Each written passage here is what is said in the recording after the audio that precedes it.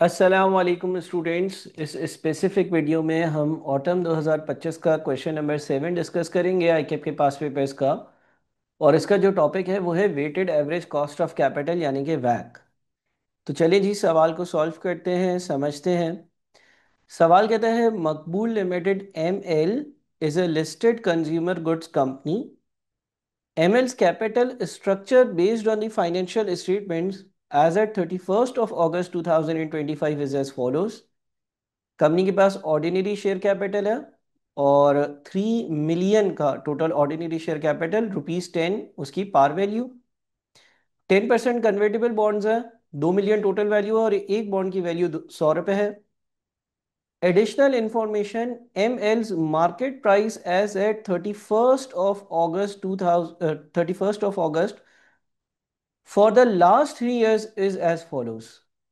पिछले 3 सालों की आपको जो मार्केट प्राइस है वो दी हुई है। 2023 की 48 है, फिर 52 हो गई और फिर 60 हो गई।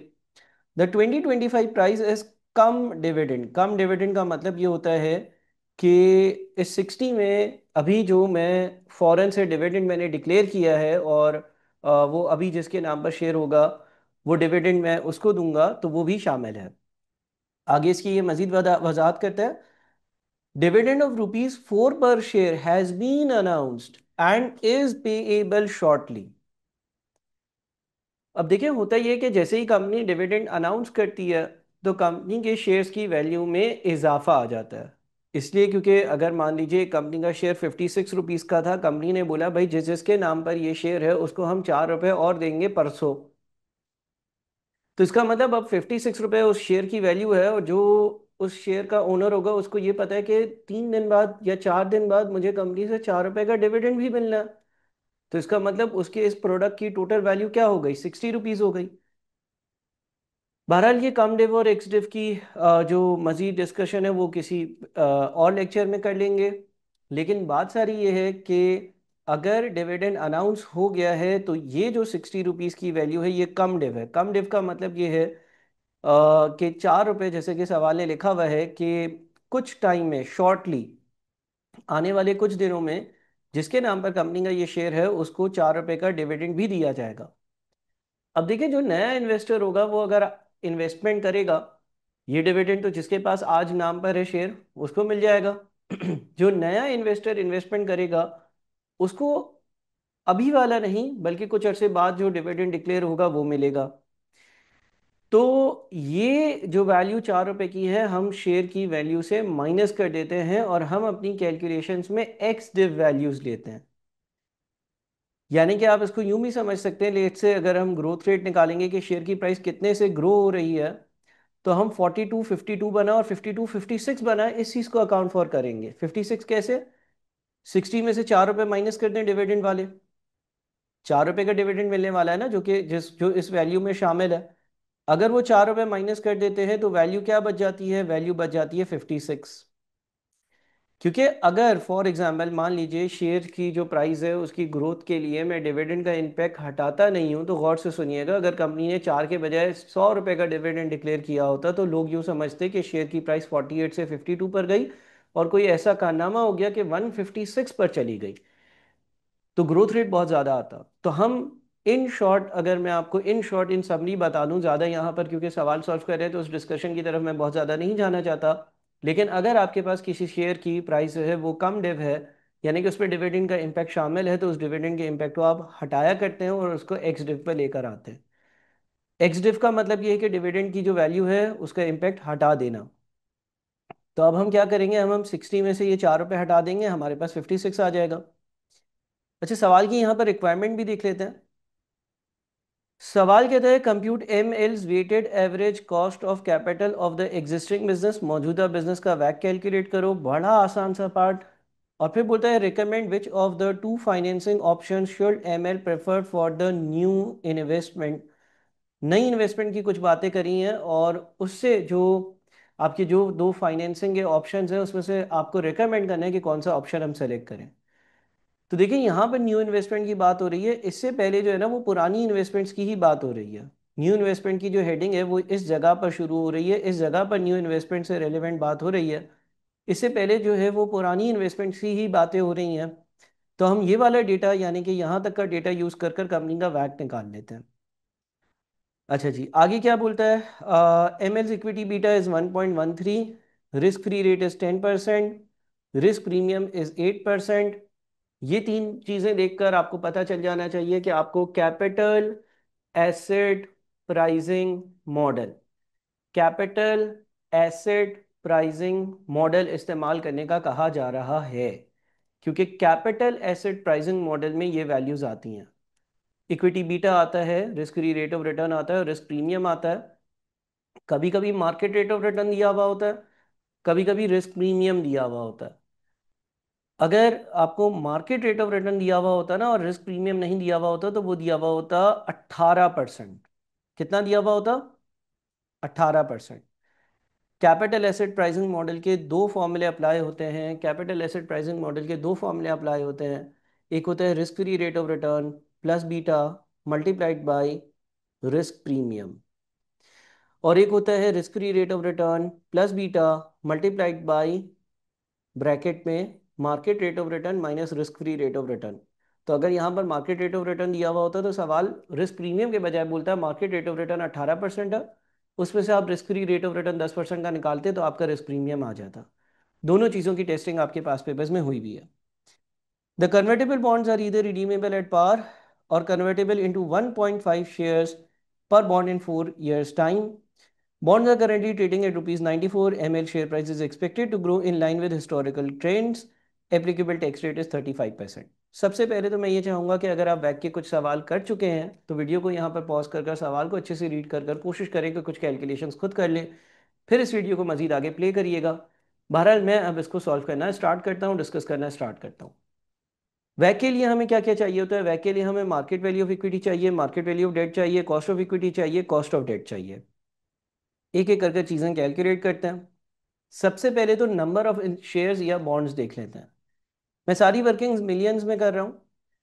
3000 मिलियन के ऑर्डिनरी शेयर कैपिटल था और एक शेयर कैपिटल की जो पार वैल्यू थी वो 10 रुपये थी।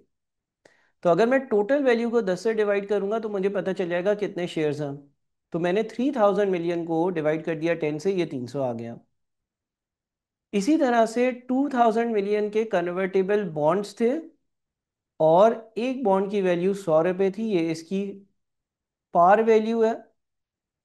तो पार वैल्यू से डिवाइड किया, नंबर ऑफ इंस्ट्रूमेंट्स आ गए जो कि 20 मिलियन बनता है। अच्छा, इनकी जो मार्केट वैल्यू है वो कैसे कैसे आएगी? और देखिए जब आप वैक कैलकुलेट करते हैं तो वैक कैलकुलेट होता है बेस्ड ऑन मार्केट वैल्यूज। अब वही वाली बात है कि ये 60 रुपीज़ जो है ये कम डिफ प्राइस है, तो एक्स डिफ प्राइस निकालने के लिए 4 रुपये इधर से निकाले, 60 माइनस 4 यानी कि एक शेयर की वैल्यू 56 आई। और जो कन्वर्टेबल बॉन्ड्स हैं हमें पॉइंट नंबर 3 में उसकी ट्रेडिंग वैल्यू या मार्केट वैल्यू 94 रुपीज़ दी हुई है। इस हिसाब से हमने टोटल वैल्यू कैलकुलेट करी, हमने नंबर ऑफ शेयर्स को पर शेयर वैल्यू से मल्टीप्लाई किया, तो 16,800 मिलियन सारे शेयर्स की मार्केट वैल्यू आई है। इसी तरह से डेट इंस्ट्रूमेंट्स जो कि 20 मिलियन है उसको 94 यानी कि एक इंस्ट्रूमेंट की वैल्यू से मल्टीप्लाई किया तो टोटल 1880 मिलियन ये वैल्यू आ गई है इक्विटी और डेट की। मार्केट वैल्यू ऑफ इक्विटी और मार्केट वैल्यू ऑफ डेट हमारे पास मौजूद है। अब आ जाते हैं कॉस्ट की तरफ। सबसे पहले कॉस्ट ऑफ इक्विटी जो कि बड़ा आसान है, जो कि कैपिटल एसेट प्राइसिंग मॉडल का फॉर्मूला यूज कर आपको कैलकुलेट करना है। रिस्क फ्री रेट कितना है? 10%। इक्विटी बीटा कितना है? 1.13। और रिस्क प्रीमियम कितना है? 8%। तो आपने क्या किया, risk free rate of return that is 10% plus 1.13 यानी कि इक्विटी बीटा और उसको मल्टीप्लाई कर दिया हमने रिस्क प्रीमियम से जो कि 8% है। कैपिटल एसेट प्राइसिंग मॉडल आपने सीखा हुआ है, उसकी एप्लीकेशन है और उसकी एप्लीकेशन से हमारे पास ये कॉस्ट ऑफ इक्विटी आ गया। अब आ जाते हैं कॉस्ट ऑफ डेट पर। अच्छा देखिए, कॉस्ट ऑफ डेट के लिए आपको क्या करना होता है कि डेट से रेलिवेंट जितने भी कैश फ्लोज हैं उसको डिस्काउंट करो और उसका आईआरआर कैलकुलेट कर लो। जो कॉस्ट ऑफ डेट होता है वो एक डेट इंस्ट्रूमेंट का इंटरनल रेट ऑफ रिटर्न होता है। तो सर इसके कैश फ्लोज क्या है? इसके कैश फ्लोज कुछ इस तरह से है कि आज इसकी मार्केट प्राइस 94 है। अब ये कैश फ्लोज आप इस तरह भी ड्राफ्ट कर सकते हैं कि 94 को नेगेटिव रखें बाकी सारी चीजों को पॉजिटिव रखें, या फिर 94 को पॉजिटिव रखें, बाकी दूसरी चीजों को नेगेटिव रखें। अगर इस कन्वर्टेबल बॉन्ड की 94 रुपीज की मार्केट वैल्यू, इसका मतलब ये है कि अगर कंपनी ये बॉन्ड किसी को इशू करेगी तो उसको 94 रुपीज मिलेंगे। अब कुछ बच्चे ये कहते हैं कि सर क्योंकि ये पैसे मिलेंगे तो ये तो पॉजिटिव कैश फ्लो है, कैश का इनफ्लो है। तो जैसे कि मैंने कहा कि आप इसको 94 को पॉजिटिव ट्रीट कर लें, मैंने नेगेटिव इसको ट्रीट किया। इससे आसानी हो जाती है, अगर पहला कैश फ्लो आपका नेगेटिव हो और बाद में पॉजिटिव हो, कैलकुलेशंस में आसानी हो जाती है। बहरहाल कैलकुलेशन तब भी हो जाएगी अगर आप इसको नेगेटिव रखेंगे, लेकिन जब आप इसको नेगेटिव रखेंगे तो फिर आने वाले दूसरे कैश फ्लोज को आपको पॉजिटिव रखना पड़ेगा। बहरहाल लॉजिकल ये है कि आप इसको पॉजिटिव रखें, क्योंकि जब कंपनी ने कन्वर्टेबल बॉन्ड इशू किया मार्केट वैल्यू पर तो 94 रुपीज कंपनी को हासिल हुए। अब कंपनी को पे क्या करना है? 100 रुपीज एक कन्वर्टेबल बॉन्ड की पार वैल्यू है, और सवाल में देखें तो लिखा हुआ है कि 10% कन्वर्टेबल बॉन्ड्स हैं, यानी कि 10% हर साल रिटर्न देना होता है। तो 100 का 10% क्या हुआ? 10 रुपए। 10 रुपए का इंटरेस्ट कंपनी ने देना है। लेकिन हमने ये चीज पढ़ी है कि जब कंपनी किसी उधार के जरिए, लोन के जरिए पैसे लेती है तो उसको एक फायदा हासिल होता है, और वो ये है कि वो लोन जो है वो टैक्स के लिए अलाउेबल एक्सपेंस होता है, वो आपके टैक्स एक्सपेंस को कम करता है। तो आपकी नेट कॉस्ट 100 का 10% यानी कि 10 रुपये नहीं है, बल्कि 10 रुपये का अगर इंटरेस्ट एक्सपेंस बढ़ा तो साथ में 3.5 रुपये की कॉस्ट की सेविंग्स भी हो रही है टैक्स की, क्योंकि टैक्स का रेट इस सवाल में 35% है। तो आप 1 - 35% से मल्टीप्लाई करते हैं, ये भी कोई ऐसी चीज़ नहीं है जो नहीं हो। आपने net of tax cost of debt calculate किया है, 6.5 रुपये का इंटरेस्ट देना है, 6.5 रुपये का इंटरेस्ट देना है, और 6.5 रुपये का इंटरेस्ट देना है। देना हमें 10 रुपये का है, लेकिन जब हम 10 रुपये का इंटरेस्ट देंगे तो 3.5 रुपये से 3.5 रुपये से मेरा टैक्स का एक्सपेंस भी तो रिड्यूस होगा। अच्छा सर, चौथे साल क्या होगा? चौथे साल एक तो आपकी इंटरेस्ट की वैल्यू उसी तरह से आ रही है, और उसके अलावा रिडेम्पशन वैल्यू। अब सर ये रिडेम्पशन वैल्यू डिस्कस कर लें। बिल्कुल, देखिए सवाल में लिखा हुआ था कि the convertible bonds are either redeemable at par. अच्छा, कन्वर्टेबल बॉन्ड्स की मैंने एक सेपरेट वीडियो भी बनाई हुई है। कन्वर्टेबल बॉन्ड्स जो है ना, वो या तो पार पे रिडीम होंगे, पार पे रिडीम होंगे यानी कि जो बॉन्ड होल्डर है उसको बोला जाएगा भाई या ये लो 100 रुपये ले लो, और या फिर उसको क्या ऑप्शन दिया जाएगा, उसको बोला जाएगा और convertible into 1.5 shares per bond in 4 years time. 4 साल के एंड में कन्वर्जन होगी, 4 साल के एंड में कन्वर्जन होगी, 4 साल के एंड में कन्वर्जन होगी। 4 साल के एंड में बॉन्ड होल्डर को बोला जाएगा कि ये 100 रुपये रख लें या कंपनी का 1.5 शेयर रख लें, 1.5 शेयर रख लें। या तो 100 रुपये रख लें या कंपनी के 1.5 शेयर्स रख लें। ये आपको जो है वो as a bond holder option दिया जाएगा। ठीक है जी। अब क्या होगा? अब देखिए, अगर तो बॉन्ड होल्डर 100 रुपये लेता है, जो कि एक ऑप्शन है। एक ऑप्शन क्या है कि बॉन्ड होल्डर जो है वो 100 रुपये ले ले। दूसरा ऑप्शन ये है कंपनी के 1.5 शेयर्स ले ले। हम ये देखते हैं कि बॉन्ड होल्डर जो है वो रैशनल डिसीजन लेगा, और वो वाला डिसीजन लेगा जिसमें उसका ज्यादा फायदा। तो अब हम ये देखते हैं कि 4 साल बाद 1.5 शेयर्स की वैल्यू क्या होगी। सर कैसे कैलकुलेट करेंगे? यहां पर आपके पास एक चीज लिखी हुई है, M L share price is expected to grow in line with historical trends. यानी कि जैसे जैसे पिछले सालों में जिस परसेंटेज से ग्रोथ हुई है, आने वाले सालों में भी इसी परसेंटेज से ग्रोथ हो रही होगी। अब यहां पे शेयर की प्राइस पहले, 2 साल पहले 48 थी, 1 साल पहले 52 थी, और इस साल अभी शेयर की प्राइस 56 है सर, लेकिन लिखी हुई तो 60 आ रही है। वही वाली बात के एक्स डिव करेंगे इसको। अब ग्रोथ कैसे कैलकुलेट होती है? ग्रोथ कैलकुलेट होती है using S is equals to P 1 + I power n। इस फॉर्मूले से S is equals to P 1 + I power n, इस स्पेसिफिक फॉर्मूले से कैलकुलेशन होती है। ठीक है, S is equals to P 1 + I power n, इस फॉर्मूले से कैलकुलेशन होती है। एस सबसे रिसेंट वैल्यू, पी सबसे पुरानी वैल्यू, आई ग्रोथ का रेट, एन जितने साल गुजरे हैं। अब यहां पर कितने साल गुजरे हैं? सर यहां पर 2023 से 24 एक, 24 से 25 दो, 2 साल गुजरे। एस क्या होगा 56, पी क्या होगा 48, एन क्या होगा 2, आई क्या होगा जो ढूंढना है। लेकिन इस फॉर्मूले को रीशफल भी तो किया जा सकता है। ये जो पी है ये उल्टे हाथ पर जाएगा, तो एस डिवाइडेड बाई पी हो जाएगा। और जो सीधे हाथ पर वन प्लस आई की पावर एन है, मैथमेटिकली जब वन प्लस आई की पावर एन है वो सीधे हाथ पर आएगी तो पावर 1/n हो जाएगी। यानी कि मैंने यहां पर इसकी कैलकुलेशन करी है कैसे, एस 56 डिवाइडेड बाई पी 48, क्योंकि पी जो इक्वल्स टू के सीधे हाथ पर है, सीधे हाथ से वो उल्टे हाथ पर आएगा तो डिवीजन में आ जाएगा। तो आपके पास 56 डिवाइडेड बाई 48 हो जाएगा। जो सीधे हाथ पर पावर एन है, जो सीधे हाथ पर पावर एन है वो उल्टे हाथ पर आएगी तो पावर 1/n हो जाएगी। 1/n का मतलब ये है कि 1/2 हो जाएगी। तो आपने किया 56 डिवाइडेड बाई 48 पावर 1/2 -1। -1 क्यों, क्योंकि वन प्लस आई जो है वो लेफ्ट साइड पर वन जब आएगा तो वो -1 हो जाएगा। यहां पर मैं इसको डिटेल में इसलिए डिस्कस नहीं कर रहा या फॉर्मूले की डेरिवेशन पर इसलिए नहीं आ रहा क्योंकि हम बहुत बार इसको डिस्कस कर चुके हैं। जो हमारे पोर्टल पर लेक्चर्स मौजूद हैं उसमें ये चीज़ डिस्कस हो चुकी है। तो बहरहाल ये आपकी कैलकुलेशन हो गई, ग्रोथ रेट आ गया 8.01% का। ये आपको ये बता रहा है कि पिछले सालों में शेयर्स की वैल्यू में, शेयर्स की प्राइजेज में 8.01% का इजाफा या इंक्रीज आया है। अगर यही इजाफा फ्यूचर में हुआ, अगर यही इजाफा फ्यूचर में हुआ तो 4 साल बाद शेयर की वैल्यू जो होगी वो 76.222 हो जाएगी। अब आपने क्या किया, 2025 की 56 की शेयर की वैल्यू को पी लिया, ग्रोथ रेट की जगह यानी कि आई की जगह आपने 8.01% लिखा, और पावर में आपने 4 डाल दिया क्योंकि मुझे 4 साल बाद की एक्सपेक्टेड शेयर की प्राइस मालूम करनी है। 56 तो शेयर की प्राइस आज है, 4 साल बाद कितनी होगी उसके लिए मैंने पावर 4 लिया और उसको कंपाउंडिंग के जरिए ग्रो किया। ये एक शेयर की वैल्यू होगी। 1.5 शेयर्स दिए जाएंगे एक कन्वर्टेबल बॉन्ड होल्डर को, तो मैं इसको 1.5 से करता हूँ मल्टीप्लाई। 76.22222 को मैंने 1.5 से मल्टीप्लाई किया तो ये 114.333333 बनता है। अब मुझे एक बात बताएं, अगर आप कन्वर्टेबल बॉन्ड होल्डर हैं, क्या आप 100 रुपये लेंगे या 114.3333 के शेयर्स लेंगे? सर हम 114.3333 के शेयर्स लेंगे।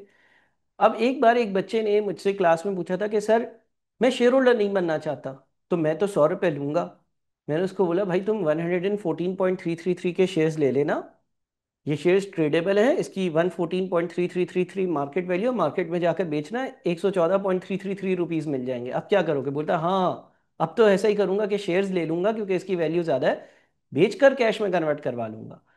तो हमेशा याद रखिए कि एक प्रूडेंट जो कन्वर्टेबल बॉन्ड होल्डर होगा वो ज़्यादा वाली अमाउंट लेगा, तो हम 114.333 के शेयर्स ले लेंगे। यानी कि आखिरी दिन मुझे 6.5 रुपये ये भी मिलेंगे इंटरेस्ट वाले, और 114.3333 का जो आपके पास शेयर्स हैं वो भी मिलेंगे। ये हमारे कैश फ्लोज ड्राफ्ट हो गए। इसमें वही वाली बात दोबारा से करूंगा, सर ये तो कंपनी की जेब से चीज़ें जा रही हैं और ये आ रही थी, तो मैंने कहा ना आपको, आप पहली वाली वैल्यू को पॉजिटिव और आगे वाली वैल्यूज़ को नेगेटिव कर दें, आपके टोटल आंसर पर कोई फर्क नहीं आएगा। फिर आप आईआरआर निकालना तो जानते ही होंगे। आईआरआर का जो फॉर्मूला है उस हिसाब से पहले हमने डिस्काउंट फैक्टर्स कैलकुलेट करे। 10% का रेट ले लिया, सर मुझे 10 नहीं पसंद, मैं 11 ले लूँ, 11 ले लें। सर मुझे 15 पसंद है, मैं 15 ले लूँ, 15 ले लें। लेकिन 70 80 90 नहीं लीजिएगा, प्रैक्टिकली 10 15 के आसपास की किसी रेंज में आप जो है वो कोई भी एक डिस्काउंट फैक्टर लेंगे, उसकी प्रेजेंट वैल्यू कैलकुलेट करेंगे। ये वो चीज़ें हैं जो बहुत बहुत बहुत बार बेसिक लेक्चर्स में कवर हुई हैं, इसीलिए मैं प्रेजेंट वैल्यू कैसे कैलकुलेट हुई उस पर डिस्कशन पे नहीं जा रहा। या आपके पास टोटल प्रेजेंट वैल्यू आ गई। जब आपने ये देखा कि 10% पर प्रेजेंट वैल्यू 4.695 पॉजिटिव है, तो आपने अगला जो डिस्काउंट फैक्टर लेना है वो 10 से ज़्यादा लेना है, 12%, 13%, 15%, 16%। और अगर 10% पर नेगेटिव आंसर आ रहा हो तो अगला डिस्काउंट फैक्टर कम लेना है, 6%, 7%, 8%। अब 10% पर हमारे पास एनपीवी 4.695 आ रही है, फिर हमने 12% यूज़ कर लिया, वही 1/1 + i⁻n, 1/1 + i⁻n, 1/1 + i⁻n, और इस तरह से हमने डिस्काउंट फैक्टर्स कैलकुलेट करे। इसको हमने प्रेजेंट वैल्यूज निकालने के लिए कैश फ्लो से मल्टीप्लाई करा और फिर इसको भी टोटल कर लिया, ये हमारे पास एक और वैल्यू आ गई। फाइनली आईआरआर का फॉर्मूला लगाया। आईआरआर का फॉर्मूला क्या है? ए परसेंट यानी कि 10% प्लस एनपीवीए एनपीवी ए यानी कि पहली वाली एनपीवी जो कि 4.695 है, divided by NPV A minus NPV B यानी कि 4.695 माइनस माइनस का 1.596। तो इफेक्टिवली नीचे एडिशन हो जाएगी क्योंकि आप पॉजिटिव नंबर में से माइनस कर रहे हो माइनस का नंबर।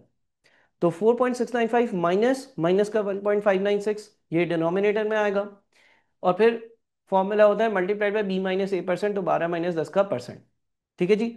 सर आईआरआर के लेक्चर में ये फॉर्मूला आपने डिस्कस किया है, बिल्कुल किया हुआ है। आईआरआर के बेसिक लेक्चर्स में ज़रूर देखिएगा। ये पास पेपर को सॉल्व कर रहे हैं हम, तो थोड़ा सा हम जल्दी जल्दी चल रहे हैं। आईआरआर हमने इस तरह से कैलकुलेट किया।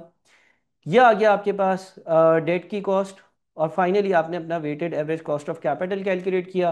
Weighted average cost of capital कैसे होता है? Market value of equity multiplied by cost of equity plus market value of debt multiplied by cost of debt. ये ऊपर आपके पास टोटल कॉस्ट आ गई और इसको आपने total market value of equity और डेट जो है उसका जो टोटल आ रहा था उससे डिवाइड किया। आपके पास एक परसेंटेज आ गई जो कि 18.28% है। यह आपका करंट बैक है। अब यहाँ पर कुछ बच्चों के मज़ीद सवाल हो सकते हैं। सर क्या हम एनवीटी यूज़ कर सकते हैं? सर हम कोई और मेथड यूज़ कर सकते हैं? सर हम इस वर्किंग को किसी और तरह से कर सकते हैं? देखें, एक वर्किंग को करने के हज़ारों तरीके होते हैं। एक वर्किंग को करने के हज़ारों तरीके होते हैं। जिस तरह से यहाँ पर फॉर एग्जांपल आईकेप की भी वर्किंग दिखाता हूँ। ये 18.28% हमारा पार्ट ए सॉल्व हो गया। मैं आईकेप की आपको वर्किंग दिखाता हूँ।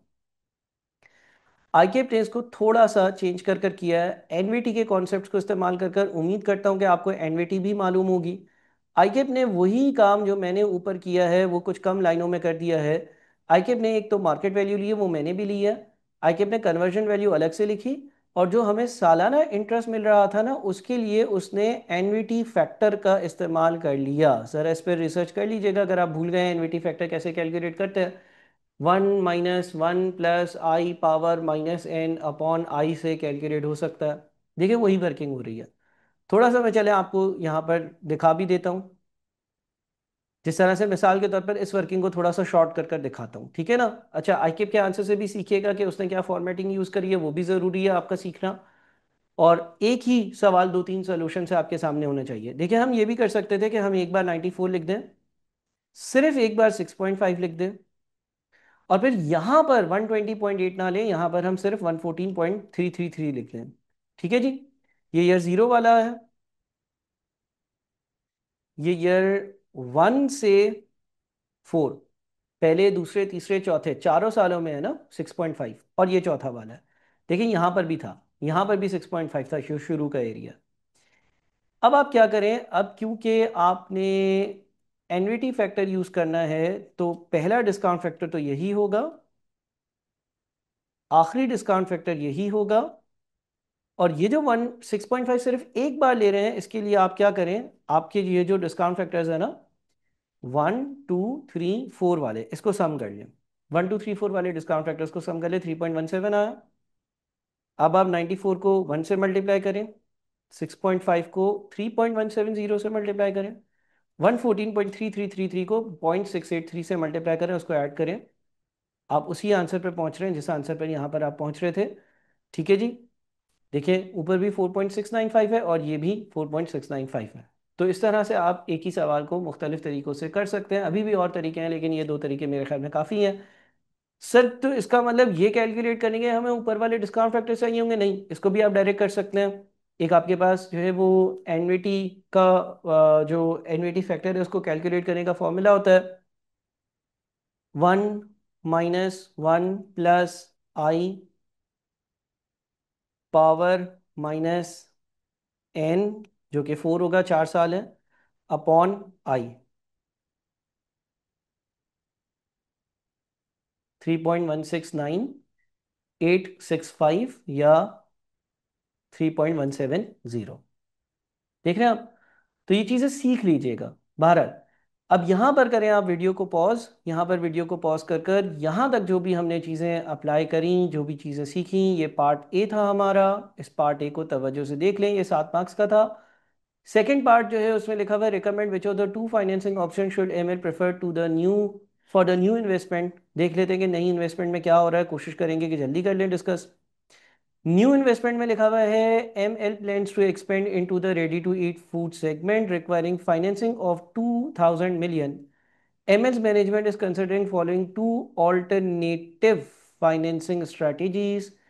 Option A convertible bond issue, issue new bonds at par for ₹2000 million, नए बॉन्ड्स इशू कर 2000 मिलियन को रिसीव कर लिया जाए। The coupon rate will be 200 basis points higher than the existing bonds rate. अच्छा, 100 basis points 1% होता है, 200 basis points 2% होता है। तो वो एक्चुअली ये कहना चाह रहा है कि अभी आपका कूपन रेट कितना था, 10%। ये 10% जो है वो इंक्रीज हो जाएगा। पार्ट नंबर 1 तो आप बिल्कुल पक्का समझ गए ना, फिर पार्ट नंबर 2 पे आपने जाना है। अभी आपका इंटरेस्ट रेट 10% था, ये 200 basis points से इंक्रीज हो जाएगा। 100 basis points 1% होता है, 200 basis points यानी कि 2% से इंक्रीज हो जाएगा, तो ये हो जाएगा 12%। सर नेट ऑफ टैक्स कितना हो जाएगा, इसको आप मल्टीप्लाई कर दें, 1 - 35% जो कि टैक्स का रेट है, तो नेट ऑफ टैक्स 7.8%। एक ये चेंज होगा।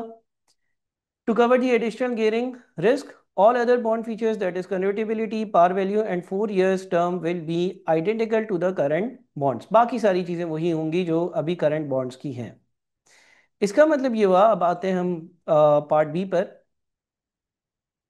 अगर हम पार्ट बी में ऑप्शन नंबर ए सेलेक्ट करते हैं, तो अभी शेयर कैपिटल और बॉन्ड्स तो हमारे पास हैं, वो वही वाली चीजें जो पहले थी।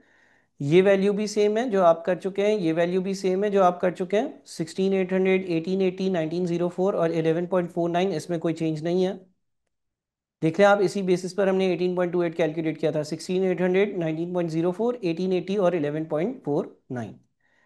अब मैं क्या कर रहा हूं, अब मैं नए बॉन्ड्स इशू कर रहा हूं। नए बॉन्ड्स, एक शेयर, एक बॉन्ड की जो पार वैल्यू है वो ₹100 है। तो मैंने 20 मिलियन नए बॉन्ड्स इशू करे हैं और टोटल 2000 मिलियन पैसा रेस किया।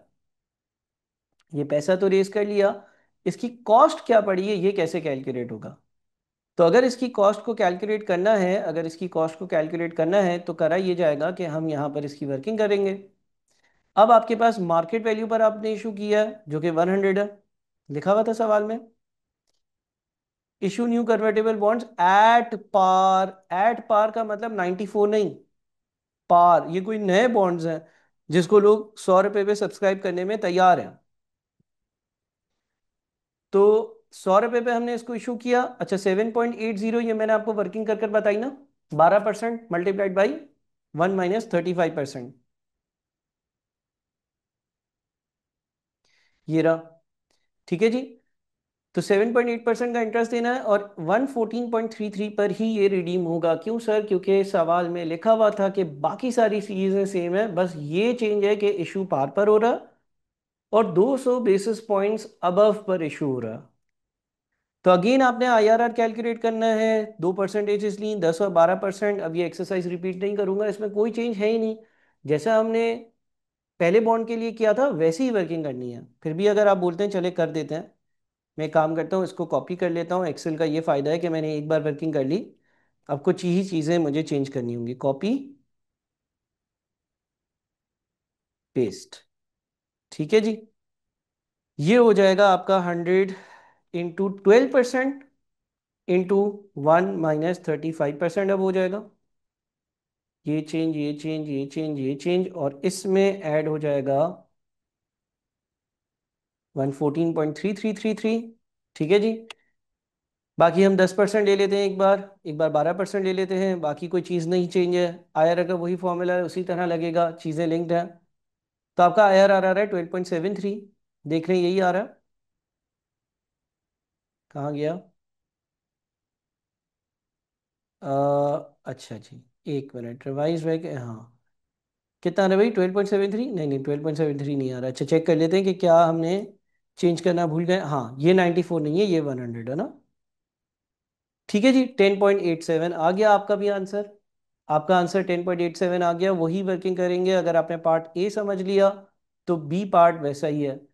अब बस ये होगा कि यहाँ पर वैक के 3 कंपोनेंट्स हैं।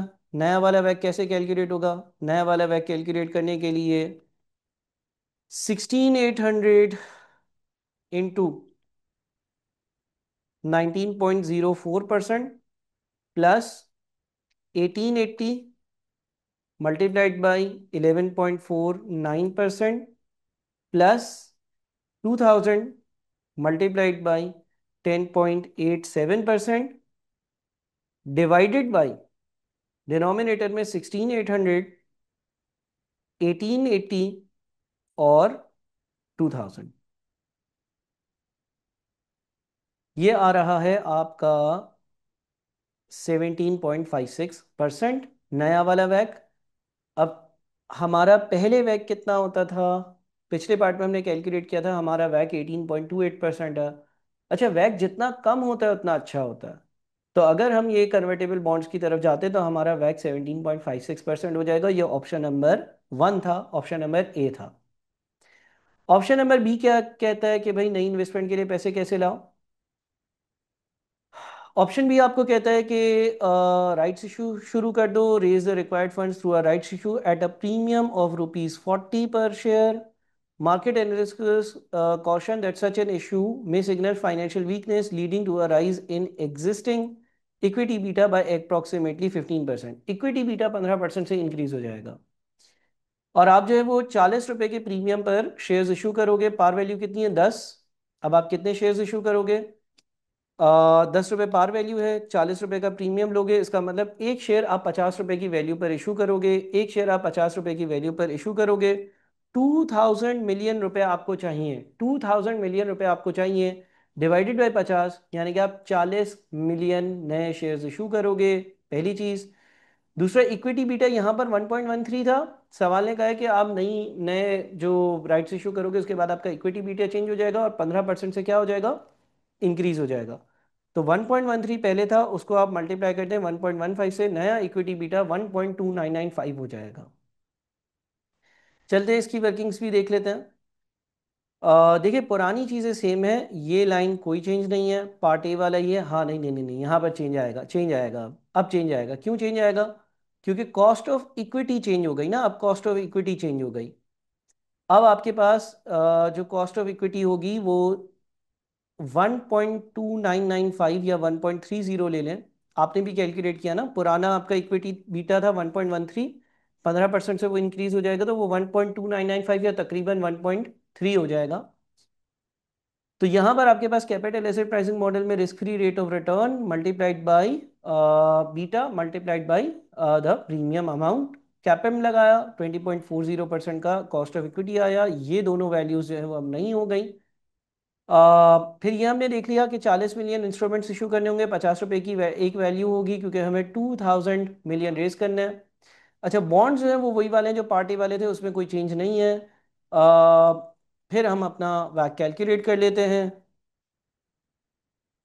वैक कैलकुलेट करने के लिए 16,800 की एक इक्विटी है और 2,000 की एक और इक्विटी है। सारी इक्विटी है ना और एक ही रेट पर है। किस रेट पर है? इसको यूं भी कर सकते हैं, 1 मिनट। 16,800 प्लस 2,000, ये सारी चीज़ें मुझे मिली हैं किस रेट पर? 20.40% पर। और 1880 जो मुझे मिला है 11.49% के रेट पर। ये टोटल ऊपर कॉस्ट हो गई और इसकी टोटल वैल्यू जो है वो इन तीनों को ऐड कर दें, 16,800, 1880 और 2,000। ये बन गया 19.59%। ठीक है जी, 19.59% बन जाता है। तो अब आपकी रिकमेंडेशन क्या होगी? एज वैक is lower for option A, company should go with option A. देखिए, यहां पर आपका वैक बढ़ गया ना ऑप्शन बी में, और ऑप्शन ए में आपका वैक जो है वो कम हो गया था, तो ऑप्शन ए जो है वो ज्यादा आपके लिए आपको ऑप्शन ए सेलेक्ट करना चाहिए जिसमें आपका वैक गिर जाए। तो ये हमने पूरा जो सवाल है उसकी डिस्कशन करी। पार्ट ए पार्ट बी दो पार्ट्स थे, मुश्किल नहीं है, आसान है। वीडियो को एक से दो बार देखना है। वीडियो को एक से दो बार ठीक से देख लेंगे, आप समझ जाएंगे, आप कर लेंगे। ठीक है जी, थैंक यू सो मच, अल्लाह हाफिज़।